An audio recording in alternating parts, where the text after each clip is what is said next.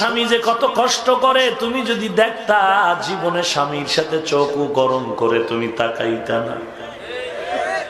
তুমি মনে করছো সন্ধ্যাবেলা তোমার স্বামী টাকার বান্ডিল নিয়ে মার্কেট করে হাজির, তোমার স্বামী রিক্সাওয়ালা, ড্রাইভার, শ্রমিক, তোমার স্বামী চাকরি করে, ওখানে কত কষ্ট,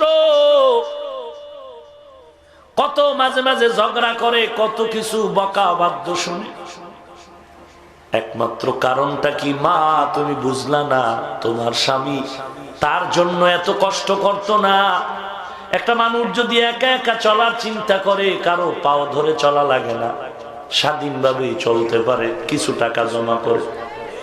কিন্তু তোমার স্বামী এত কষ্ট করে কেন? মানুষের গালি শুনে, কত গালি, কত ঝগড়া, কত সময় মারপিট হয়। শুধু একমাত্র কারণ, আমার এই কষ্টের কামাই রুজির থেকে আমার স্ত্রী খাবে, আমার সন্তান খাবে, তাদের মুখে হাসি আসবে।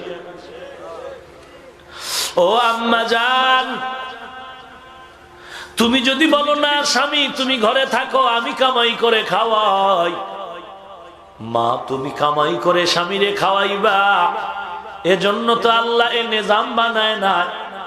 তুমি যতই কামাই করবা, এই কামাইয়ের মধ্যে কোনোদিন বরকত আসতে পারে না। কারণ বরকত দেওয়ার মালিক আল্লাহ। আল্লাহর রাজির বাইরে চললে সেখানে আর